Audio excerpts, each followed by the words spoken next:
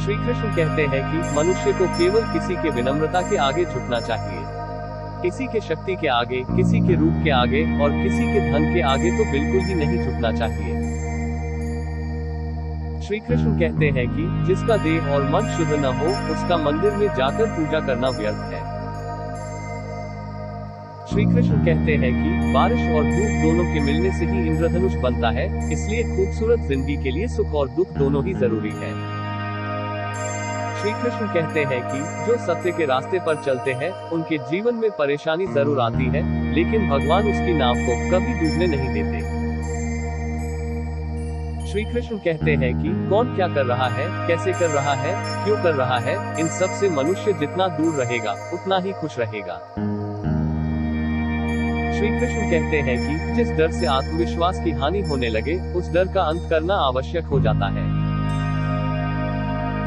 श्री कृष्ण कहते हैं कि जिंदगी में हम कितने सही और कितने गलत हैं, यह सिर्फ दो शख्स जानते हैं, परमात्मा और अंतरात्मा। श्री कृष्ण कहते हैं कि एक बात हमेशा याद रखना, दूसरों को रुलाकर हासिल की हुई चीज रोकर खोनी पड़ती है। श्री कृष्ण कहते हैं कि क्या करना है, सिर्फ और सिर्फ यही हमारे हाथ में है, लेकिन क्या होगा ये हमारे नहीं सिर्फ उस परमात्मा के हाथ में है।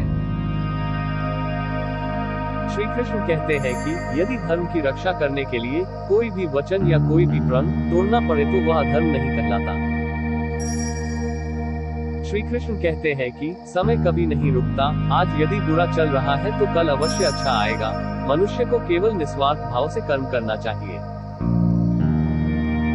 श्री कृष्ण कहते हैं कि क्रोध अकेले आता है मगर हमसे सारी अच्छाई ले जाता है, और सब्र भी अकेले आता है मगर हमें सारी अच्छाई दे जाता है।